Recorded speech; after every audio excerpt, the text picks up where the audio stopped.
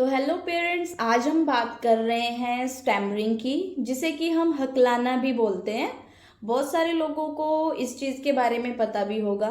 तो बेसिकली ये प्रॉब्लम होती क्यों है? जैसे छोटा बच्चा होता है तो बचपन में वो कुछ वर्ड्स को अच्छे से नहीं बोल पाता है, या आपको पता ही है कि बच्चा तुतला के बोलता है, तो उस टाइम पे हमें वो चीज़ें क्यूट लगती हैं, है ना।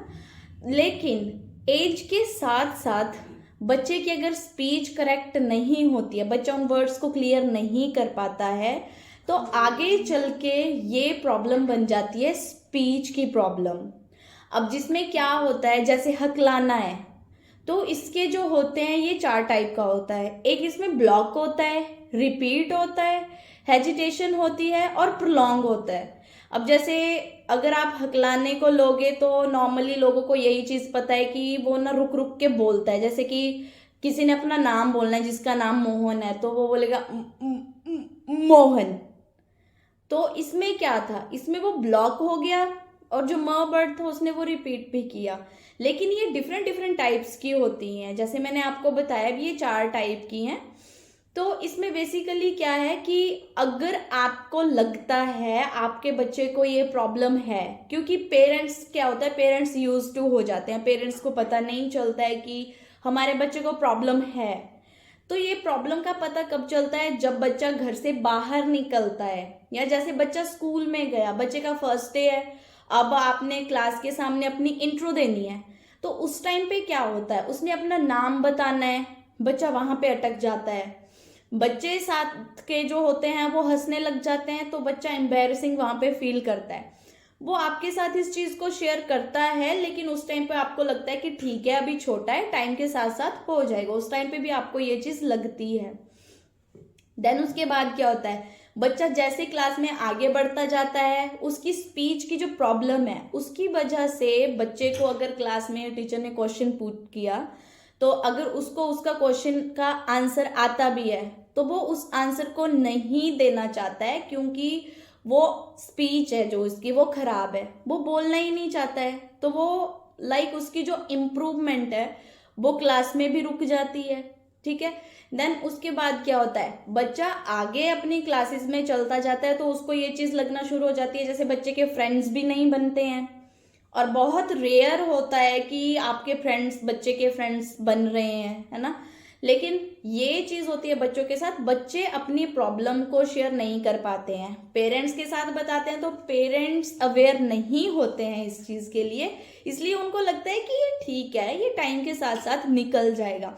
लेकिन देन बच्चे का डिसीजन ये आ जाता है स्कूलिंग के बाद या आफ्टर 10th कि मेरे को अब डिस्टेंस से ही स्टडी करनी है, क्योंकि मेरी स्पीच को लेके मेरे क्लासमेट्स, मेरे टीचर या अदर कोई भी हो सकता है कि वो मजाक बनाते हैं, या उसे खुद को ही एम्बैरेसिंग लगता है ना। तो ये चीजें बच्चे को फेस करनी पड़ती हैं। अगर बच्चा इन चीजों से भी निकल गया, तो आगे जाके क्या होता है, बच्चे को कहीं पे इंटरव्यू देना है, तो उसमें क्या होता है, बेसिकली प्रॉब्लम जो हेजिटेशन की प्रॉब्लम है, इसमें ये चीज होती है कि अगर आपसे कोई क्वेश्चन पुट कर रहा है और आप एकदम से नर्वस हो गए हो, तो आप उस टाइम पे स्टैमर कर जाओगे, और आपको वो चीज पता होती है कि मैं स्टैमर कर जाऊंगा, इस वजह से आप वहां पे चुप हो जाते हो। तो मतलब बहुत सारी जगहों से आपको एम्बैरेसिंग थिंग्स लगती हैं, है ना, या ऐसे लगता है कि मेरी इंसल्ट हो रही है। तो बच्चों का जो बोलते हैं, जो स्पीच है वो कम कर देते हैं, बच्चे बोलना छोड़ देते हैं कि मेरे को कम से कम बोलना पड़े, कि जितना कम हो सके मैं उतना कम बोलूं। अगर आपको बोलने में कोई प्रॉब्लम है या आपके बच्चे को कोई प्रॉब्लम है, तो ट्राई कीजिए कि किसी स्पेशलिस्ट के पास जाइए, थेरेपिस्ट के पास जाइए, और असेस करवाइए बच्चे को, या खुद की असेसमेंट करवाएं, ताकि बच्चे को आगे चल के प्रॉब्लम ना आए। अगर आपको खुद को प्रॉब्लम है और आपको लग रहा है कि मैं 22 साल का हूँ, मैं 25 साल का हूँ, या मैं अभी 15 का हूँ, 18 का हूँ, तो मेरे को नहीं करवानी चाहिए, नहीं, आप कोई से भी एज के हो, स्पीच थेरेपी आप ले सकते हैं।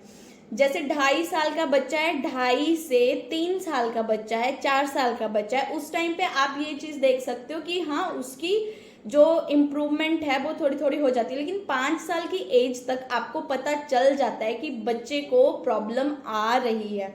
जब बस स्कूल में ज्वाइन होता है, अगर प्रॉब्लम आ रही है तो उसकी असेसमेंट करवाएं और बच्चे की थेरेपीज शुरू करवाएं। और अगर आप 5 से ऊपर, 20 से ऊपर या 25 से ऊपर हो, लाइक 60 तक हो या उससे भी ज़्यादा हो, तो आपको अपनी असेसमेंट करवानी चाहिए। और जो भी आपको गाइडलाइन मिलती हैं, थेरेपीज मिलती हैं, उनको ज्वाइन करो। ये कोई लाइक शर्म वाली बात नहीं है, ठीक है। अंदर ही अंदर से खुद को हर्ट करने से अच्छा है कि अपनी प्रॉब्लम को सॉल्व करें। Thank you.